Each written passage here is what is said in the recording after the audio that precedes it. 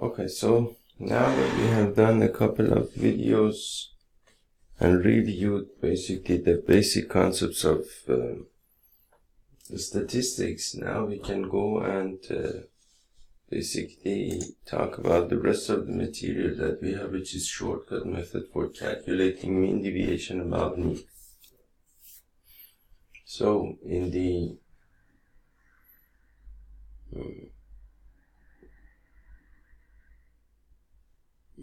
let me see what we did before and then really. So we were talking about the continuous frequency distribution. So we were talking about the continuous frequency distribution.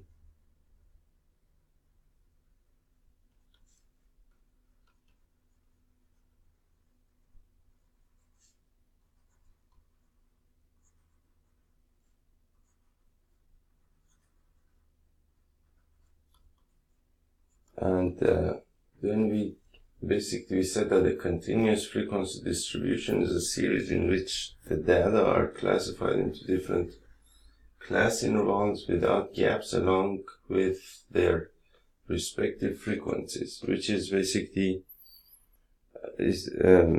practically all the class intervals that we saw with all of the data that we talked about. For example, if you have a table like this, for example, let's say that you have the marks obtained related to some students,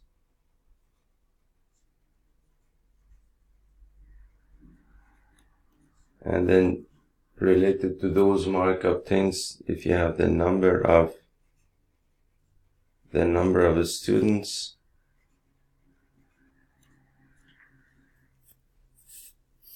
and suppose that you have 0 to 10, for example, you have 10 to 20, 20 to 30, 30 to 40, 40 to 50, and 50 to 60.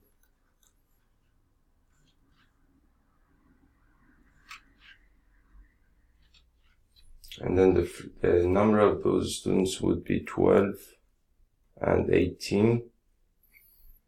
For example, 27, 20, 17, and 6.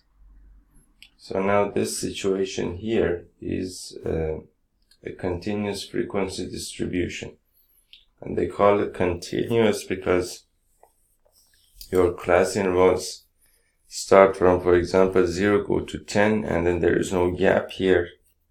From 10 again you go to 20, from 20 you go to 30, and so on and so forth. Meaning that there are no gaps here between your classes. That's called a continuous frequency distribution. And we talked about this extensively. We had many examples using basically this way of grouping your data, and that's basically that. Now, the mean deviation about the mean, for example, marks obtained by 100 students are presented in a continuous frequency distribution as follows, which is this one over here. Now, to calculate the mean deviation about the mean, the mean deviation about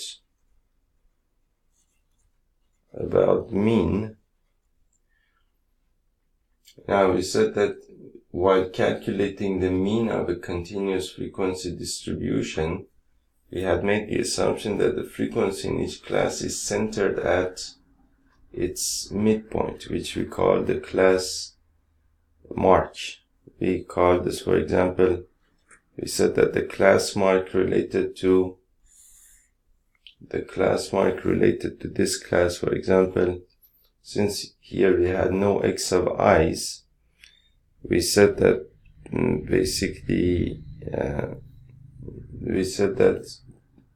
we took basically the average of the lower limit and the upper limit of these of the class as we took the lower limit and the upper limit and took the average of that, which will give me a 5, 15 for example, 25 for example, 35, 45 and 55. And then I took this as the class mark.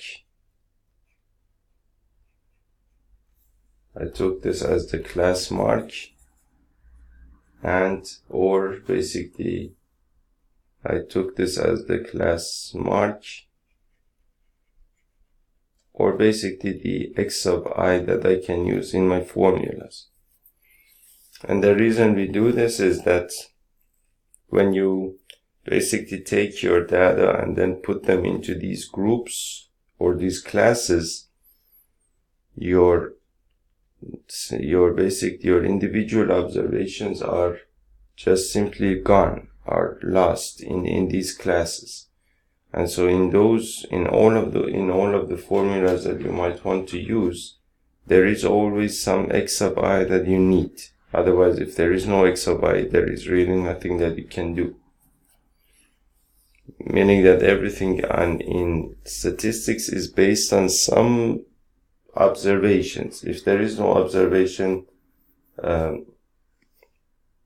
doing a statistics makes no sense, because the statistics is a set of operations that you do on some observations. If there is no observation, there is no statistics, there is no operation.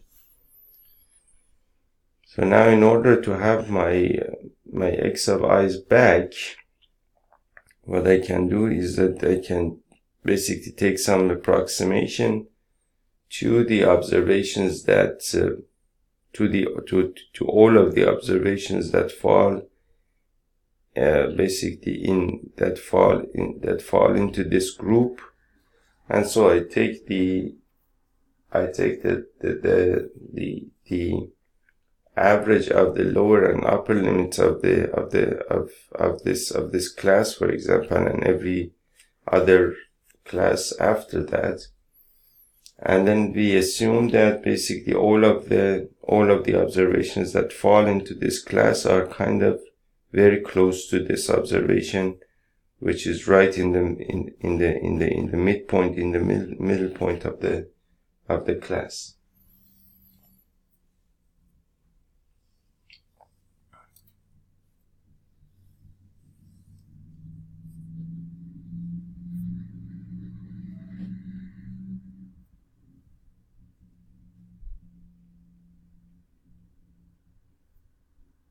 That's basically what we did.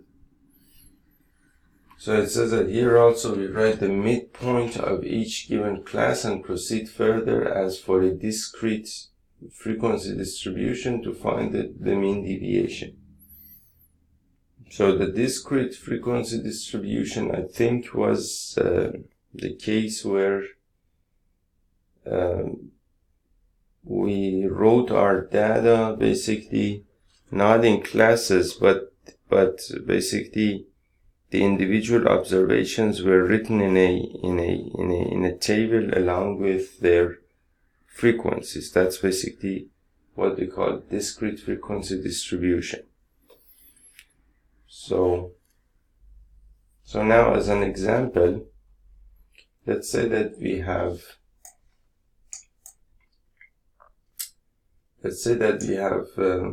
this data over here, and we want to find the mean deviation about the mean for this data.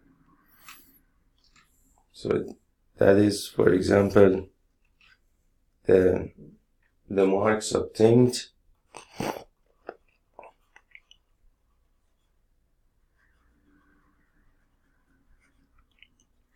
That is the marks obtained, and then you have the number of students.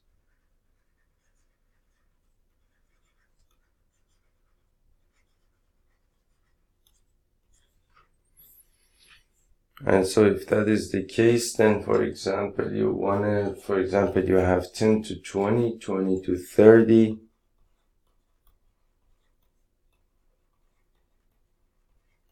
then you have 30 to 40, then you have 40 to 50,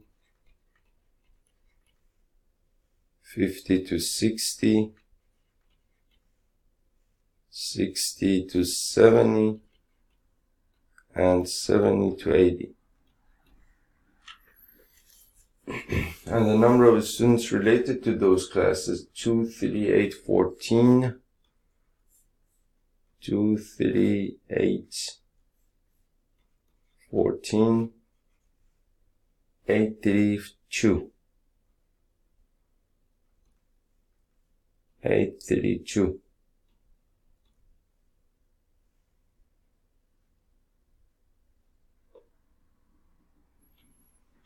Now, in order to find, what we want to do here is that we want to find the mean deviation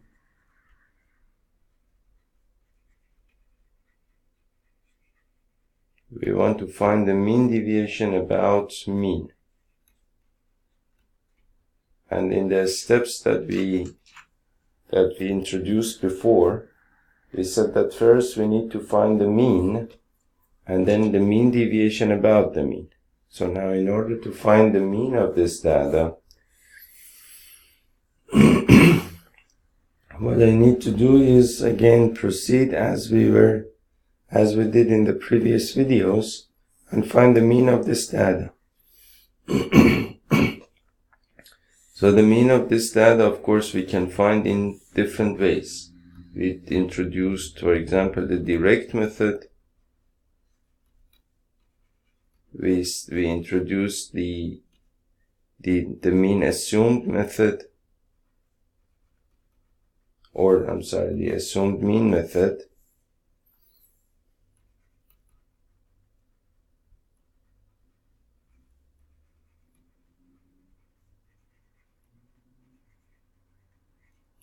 And we also introduced the step deviation method.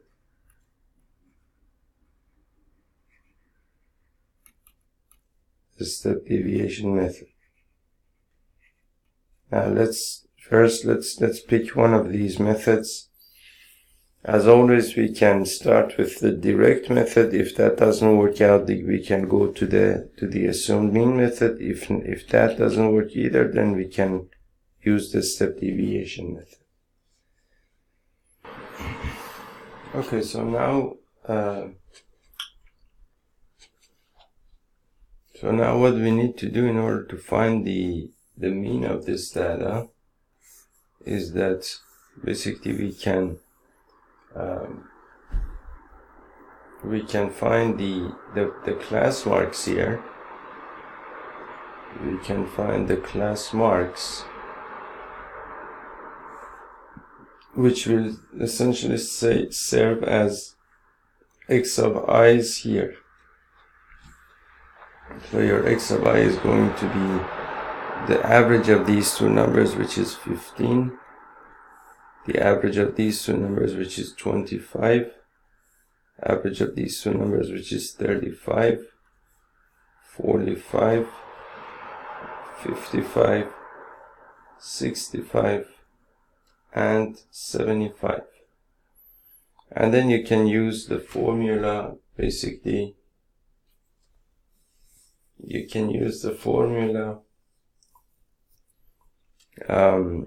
basically x bar is equal to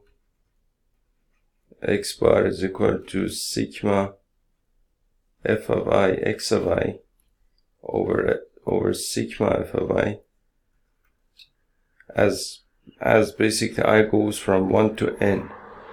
And of course, these are the frequencies related to these classes, so that you can take as f of I. And now if I can calculate, for example, to find the mean, for example, what I can do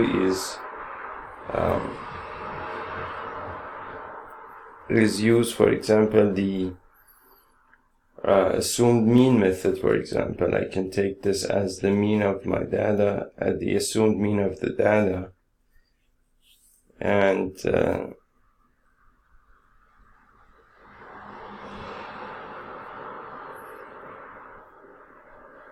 You can take this, the assumed mean, as the assumed mean of data, and so then here I can write basically d of I.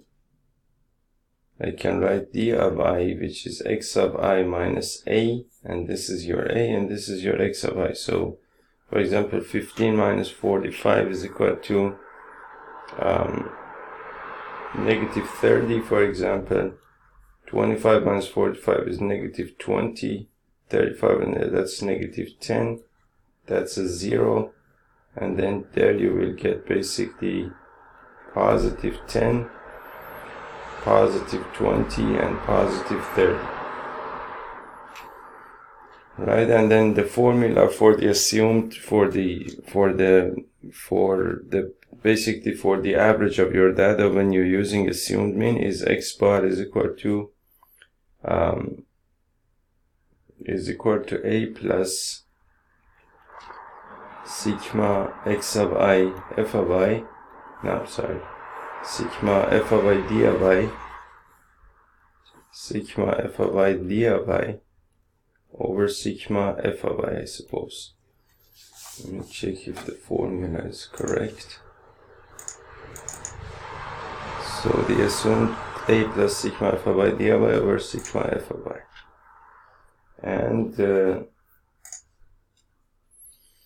And so you can calculate your mean as a, which is 45. Sigma f of I d of I is now over here you can calculate your sigma. You can calculate your sigma d of I or f of I d of I. So this is your d of I, and then you can multiply these numbers together, and so calculate basically f of I d of I. So f of I d of I, and that would be, for example, this column times this column. So 2 times that's negative 60, negative 60, negative 80, 0, 80, 60, and 60. So sigma f of I d of I is equal to 0.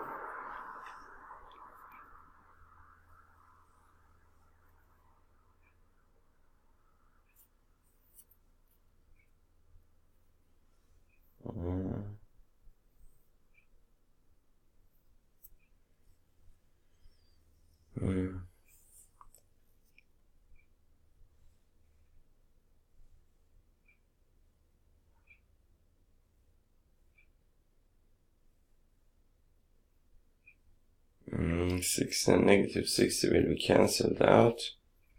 60 and negative 60 will be cancelled out. 80 and negative 80 will be cancelled out. Sigma f of I d of I is equal to 0. So this whole thing then goes to 0.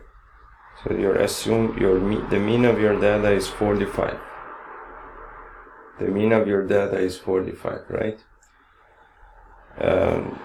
So now that the mean of that you found your mean of the data, which is basically x bar is equal to 45, then you can calculate the assumed mean about the mean.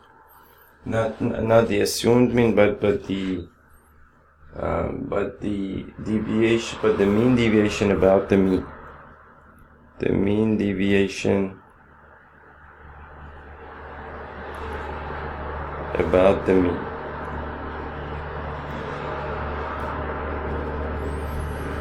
So what the mean deviation about the mean is basically, now that I know that the mean of my data, meaning that I know, for example, my data goes from, let's say that 45 is the mean of my data, right? And then basically I have all of these observations starting from 10, so that is, for example, 35, 25, 15, and 5, 10, that's 35, 25, 15, and 5. And then you have all the way up to 80, so 55, you have 65, 75, and 85. and you have all of these observations around the mean of your data, meaning all of these observations go all the way up to 10, and over here all the way up to 80, right? All of these observations are there. Now you want to know how, you want to find out how these, and this is the mean of your data, and this number over here is 45, is the mean of your data. You want to know how these observations are scattered around the mean of your data. Are they very close? Are they very far apart? How, basically how they behave themselves as far as basically the scatteredness of your data is concerned. And so the way that you can do that is that you need to find the x, the x of I. So you need to find your x of I, meaning that you need to find the distance between each of those observations. Let's say that this is the mean of your data, and these are all of your observations, and each of these observations is called an x of I. This is, again, let's say that this is one observation, this is another x of I, and so on and so forth. So what I need to do is that find the distance between this x of I and this mean. Again, find the distance between this x of I and this mean, and then take the mean of all of those numbers. Now, to take the distance between these two numbers, I have to write x of I minus 45, which is nothing but x bar, the mean of the data. And since it's a distance, I will simply take the absolute value of that, and taking the absolute value means that I'm just simply calculating a distance. And then once I have all of such distances, I take the mean of all of these. All of these expressions calculated. That would be the mean deviation about the mean, meaning that the mean of the deviations about the mean. That's basically all that it means. So then, and the formula for doing this is basically the formula that we found was the mean deviation about the mean, which is x bar, is equal to basically sigma f of I times the absolute value of x of I minus x bar over sigma f of I, right? That was the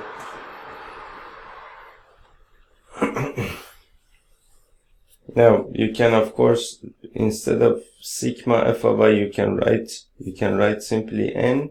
So you can write this formula as 1 over n times sigma f of I times the absolute value of x of I minus x bar.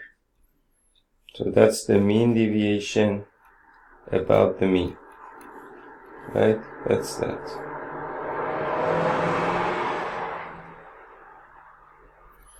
So now what I need to do is that basically calculate the absolute value of x of I minus x bar, multiply f of I into that, take the sigma, take the sum of that, and then divide it by n, then that will give me the mean deviation about the mean. So now the absolute value of x of I minus x bar in this situation is simply equal to, for example, this is my x of I, and my x bar is equal to 45. My x bar is equal to 45. So 15 minus 45 is equal to negative 30, right? Negative 30. And the absolute value of negative 30 is positive 30. Again, over here I have the absolute value of x of I minus x bar. So 25 minus 45 is negative 20. Absolute value of that is 20. Seems that it's the same thing as, at least in this case, it's the same thing as d of I. And again, x of I minus, and that's because basically the assumed mean that we took in the previous step is the same thing as the actual mean of the data. So then this happens to be the same numbers as these numbers. So then you have, of course, except for the algebraic sign. And then you have, for example, 35 minus 45 is negative 10. So that gives you a positive 10. 45 minus 45 gives you a 0. 55, that's a 10. And 20 and 30. And then you want to basically sigma f of I over here. To calculate sigma f of I, sigma f of I is equal to 5 plus 8 is equal to 13. 13 plus 14 is equal to 27, 30, and 40. So your sigma f of I is equal to 40. So now you have your sigma f of I, which is equal to n, this n over here, and then you need f of I times the absolute value of x of I minus x bar. So you can calculate that as well. I want to calculate f of I times the absolute value of x of I minus x bar. So now f of I is equal to 2. 2 times 30 is equal to 60. 3 times 20 is equal to 60. 8 times 10 is equal to 80. That's a 0. 8 times 10 is equal to 80. 3 times 20 is equal to 60. 2 times 30 is equal to 60. And then sigma f of I times the absolute value of x of I minus x bar is the sum of all of these numbers. So you have 2 80s and 4 60s. So 4 into 6 is 240 and 160, which is equal to 400. And over here you have a 40. So the mean deviation about the mean is going to be 1 over 40 times 400, and that's equal to 10. So the mean deviation about the mean is equal to 10. So that is basically that. So now you understand exactly what the mean deviation about the mean represents and how you can calculate it. Now there is one more thing here. Called the shortcut method for calculating mean deviation about the mean, which we will calculate in just a few moments. Okay, so now there is another part over here, which is shortcut method for calculating mean deviation about the mean. Let's see what this shortcut method is. It says that we can avoid the tedious calculations of computing x bar by following step deviation method. Recall that in this method we take an assumed mean, which is the middle or just close to it in the data. The deviations of the observations or midpoints of classes are taken from the assumed mean. This is nothing but the shifting of origin from 0 to the assumed mean on the number line, as shown in this figure. So what that means is that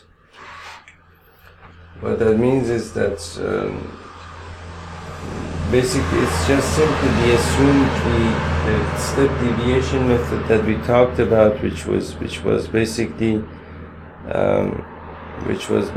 x bar is equal to a plus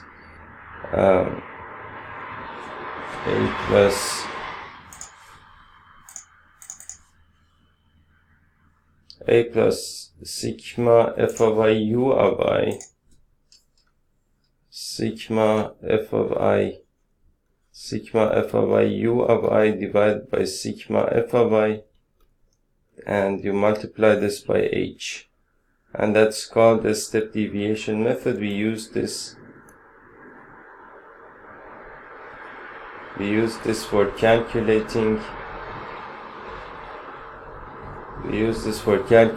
the average of our data. And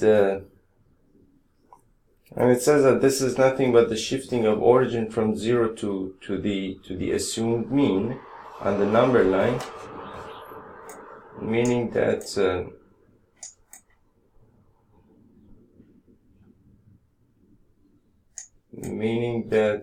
for example, when you do the deviation, what it means is that for example, if you take the 0 of the coordinate system here, and then 10, 20, 30, 40, 50, 60, 70, 80, 90, 100, 110, 120, for example, and then this is before the deviation, right? This is before the deviation. And then after the deviation, since you basically, if you remember in the step deviation method, we took some number. For example, in your data, you take some number. For example, you take this number as your assumed mean and shift everything. Basically, you all of your x of i's, you move them 45 units to the right or to the left. And since you're subtracting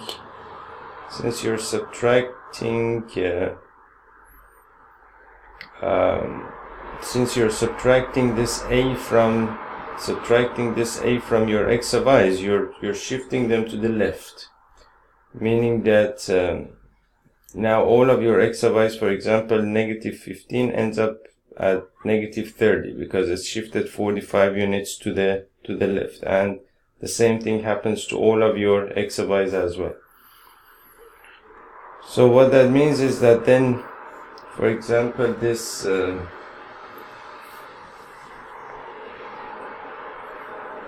then basically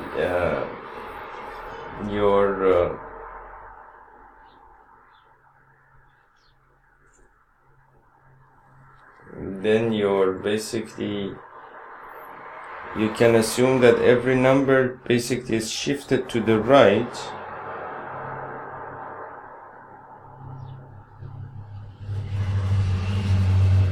Every number is shifted to the right or to the left.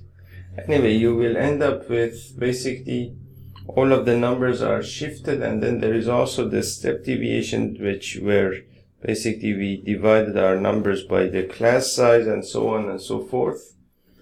And so the deviations and step deviations reduce the size of the observations so that the computations, that is multiplication, becomes simpler. That we have already talked about in the previous videos.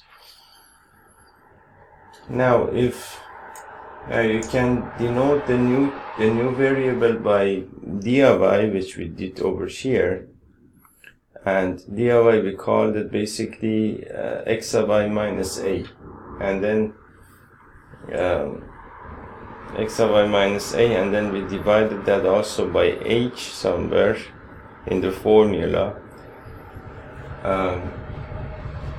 So if I take the So anyway, in the end of the process, you will end up with the same formula here, which is basically x bar is equal to a plus sigma f of I d of I.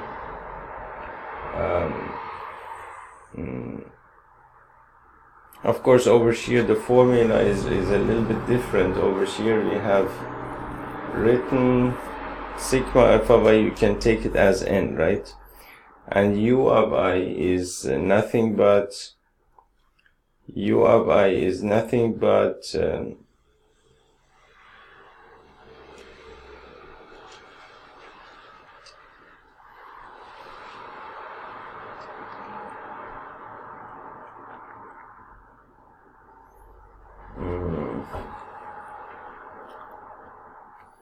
let me see, f of I u of I divided by sigma f of I. So what we did over here was that we said that, okay, so we will shift all of these observations by this much, and then that gives us d of I. And then d of I was not good enough, so we said that we would divide d of I by, by h. So d of I divided by h, we called it,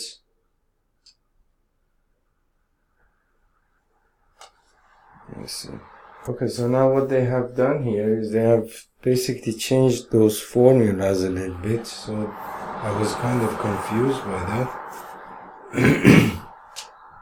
So it says that the deviations and step deviations reduce the size of the observations so that the computations, that is multiplication, etc., become simpler. Let the new variable be denoted by d of I as defined by x of I minus a divided by h. So now, previously we said that d of I is equal to x of I minus a, and then in the step deviation method we said that if d of I is divided by h, then that's equal to u of. We said that we defined that as u of I. Now they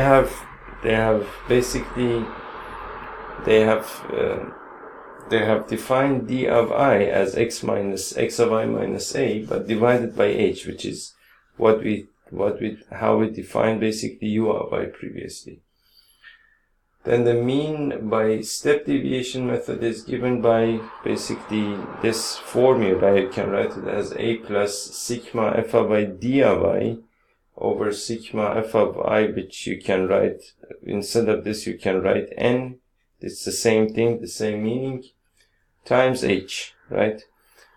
So but in order not to confuse you, we can basically stick to the same principle, because this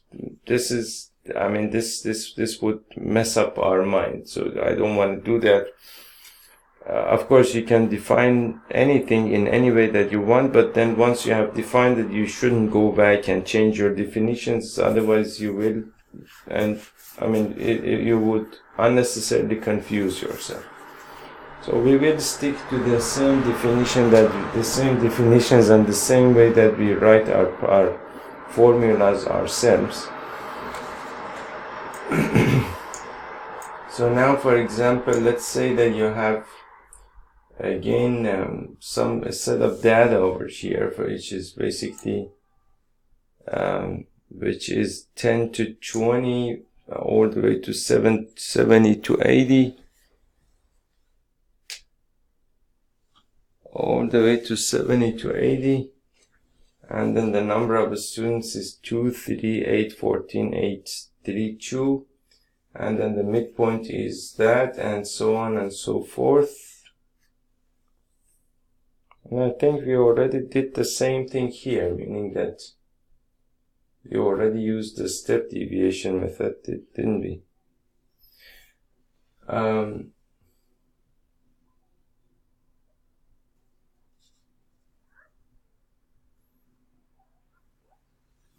Anyway, I think we don't really need to do this because it's again the same story. You basically you calculate your mean based on the step deviation method, and then find the mean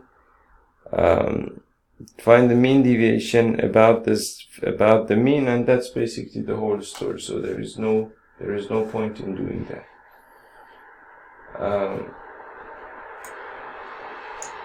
So now the next part that we have here is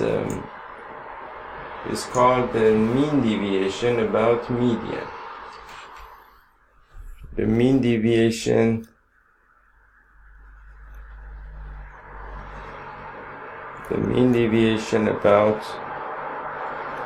about median. And what that is that the process of basically it's the same thing that you do about the mean, except that in the case of the mean deviation about the median, that value, that measure of central tendency about which you calculate the mean deviation, is the median of your data. And then you have all of your observations over here, and then you take the mean of all of these observations. I mean, the mean of basically the mean of the distances of all of these observations from this median, and that will be the mean deviation about the mean, right? So so now let's see what we have over here. We have basically the process of finding the mean deviation about median for a continuous frequency distribution, similar as we did for mean deviation about the mean.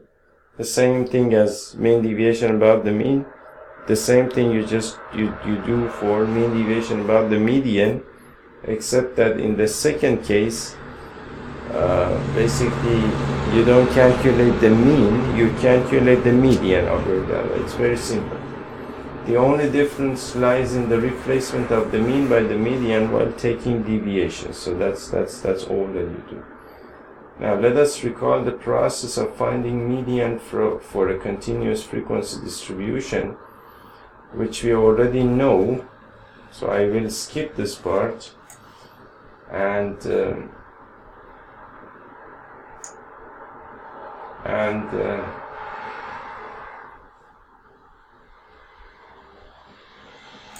I will just simply go to one of the examples. I will just simply do one of the examples, because you already know how to find the median of a continuous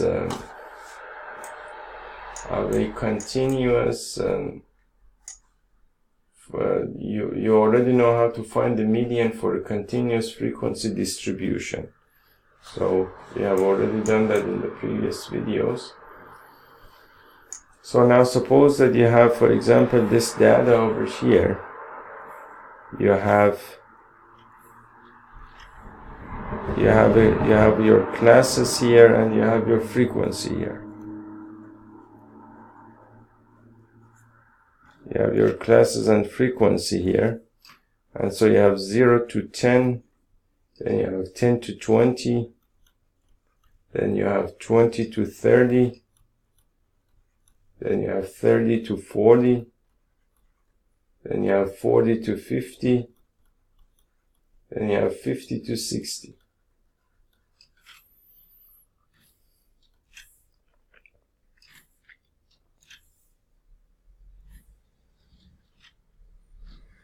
Okay. Okay, so now the data that you have is 6, basically the frequencies are 6, 7, 15, 16,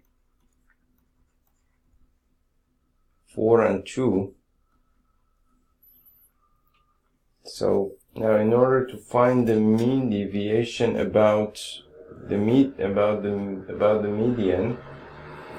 so we can create the table that the customary table that we had before. So we have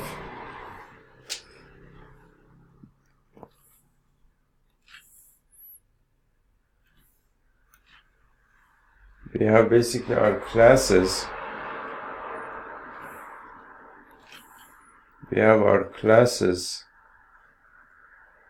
which are basically something, for example, like 0 to 10, 10 to 20, 20 to 30, 30 to 40, 40 to 50, and 50 to 60.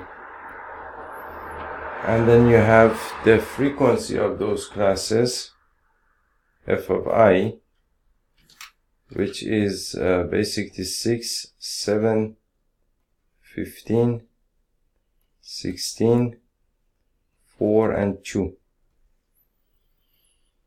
And then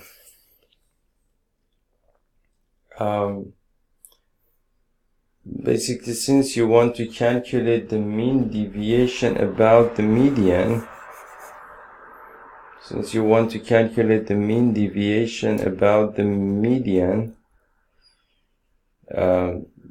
you basically you need to calculate the median. Now the formula that we had for the median is basically this formula here. Let me get rid of these formulas. Okay, so I think we were somewhere over here.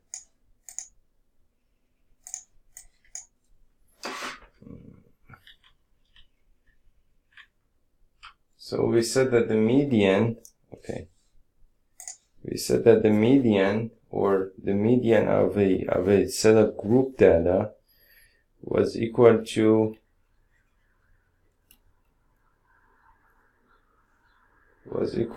L plus N divided by 2 minus C of CF over F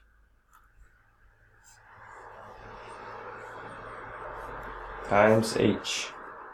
This is the median. So I need to find my median class so that I can find the lower limit of my median class. I need to find basically this N refers to sigma f of I, which is basically sigma f of I is equal to N, and then based on that you can find N divided by 2. The cumulative frequency you will also need. You will need the frequency of the median class, and you will need the class size, right? So I will start with the cumulative frequency. So the cumulative frequency of these classes is equal to 6, 6 plus 7 is equal to 13, 13 plus 15 is equal to 28, 28 plus 16 is equal to 28 plus 16 is equal to 14, 44, 48, and 50. I suppose that is equal to 50.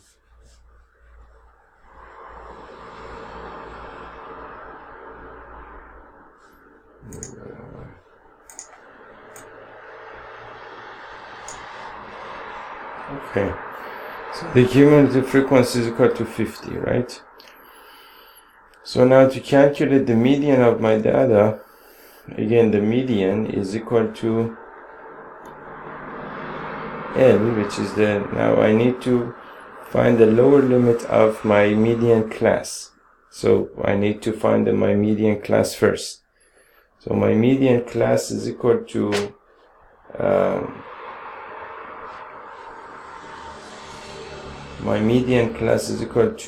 is basically, I can find it based on N, which is sigma f of I.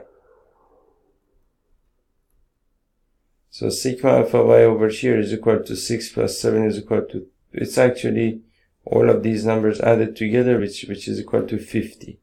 Because we added all of these numbers together and we got a 50 in the cumulative frequency. So, and if I call this N, or you can call it lowercase and uppercase, and that doesn't really matter. So then based on this, n divided by 2 is equal to 25. So then my n is equal to n divided by 2 is equal to 25. Now to find my median class, what I can do is that I can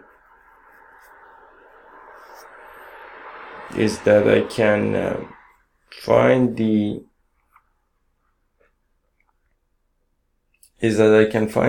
class with the cumulative frequency greater than 25, which is this class over here, whose cumulative frequency is 28, right? So what that means is that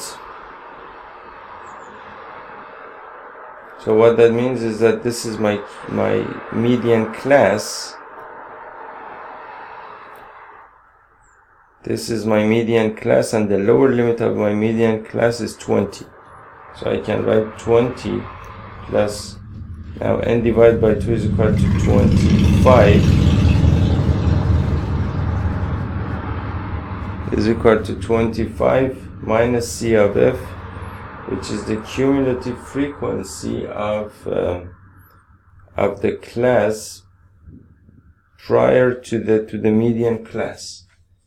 Now what that means is that, let me take a look at this formula here. CF is the cumulative frequency of the class preceding the median class. So the cumulative frequency of that class prior to the median class is 13 here. So minus 13 over the frequency of the median class. The frequency of the median class is 15 times h. H is equal to the class size, which is equal to 10 here. So divide by 5, you will get 2. Divide by 5, you will get 3. And then 25 minus 13 is equal to 12. And 12 divided by 3 is equal to 4. So that's 4 times 2 is equal to 8. 8 plus 1 is equal to 28. So 28 is the median of your data. 28 is equal to the median. Now what you need to do,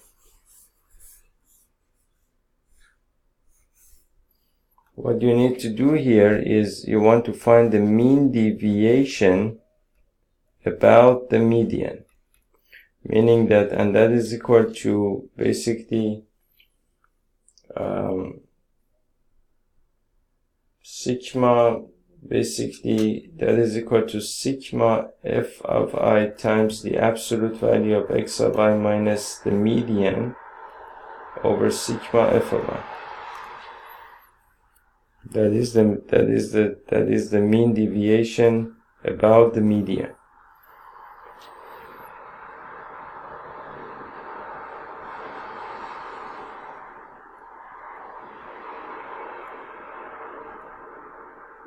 Okay, so now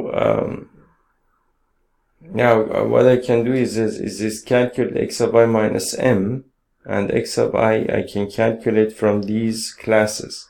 X of I is the class mark,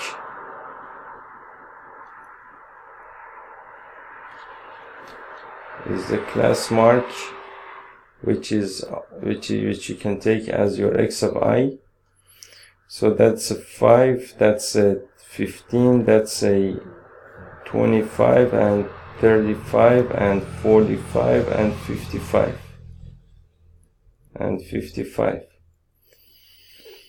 So that is your class mark.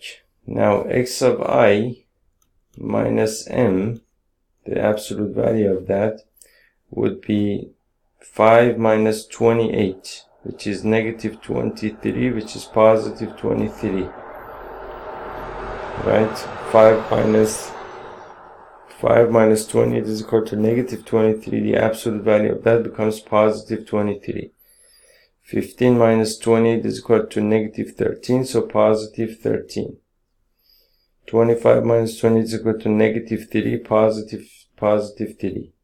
35 minus 28 is equal to 35 minus 28 is equal to 15, 7, right? 7, and that's basically the absolute value of that becomes 7. 45 minus 28 becomes 3, 6, I'm sorry, 15, 7, and 17. And then 55 minus 28 is 27, I suppose. So you have all of these values here. And then what you can do is that you can calculate the f of I times the absolute value of x of I minus m. So f of I is 6, for example. 6 times 23 is equal to 120, and that's 18, so 118, so that's 138. 138, 7 times 13 is equal to 70, and 2191. 15 times 3 is equal to 45. 16 times 7 is equal to 70, and 42, that's 112. 4 times 17 is 40, and 28, 68. And 2 times 27 is equal to 40, and 15, that's 55. And then what you can do is calculate the sigma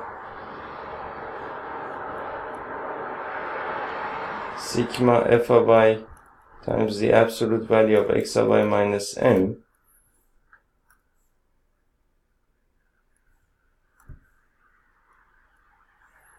which is all of these numbers added together. All of these numbers added together.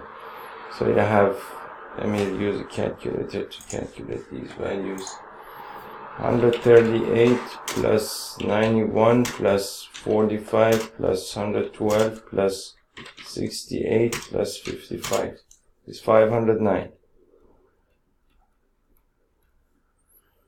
So sigma f of I times x times the absolute value of x of I minus n is equal to 509, and sigma f of I, which is basically all of these values added together, is actually equal to 50 if you add them together. So that's equal to 50.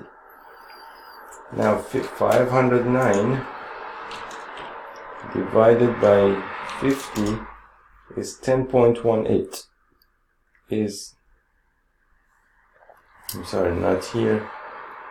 Is equal to 10.18. That's the mean deviation about the median. That is the mean deviation about the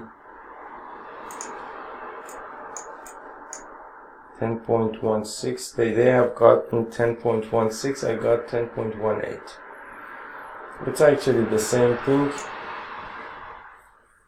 So what that means is that this number is the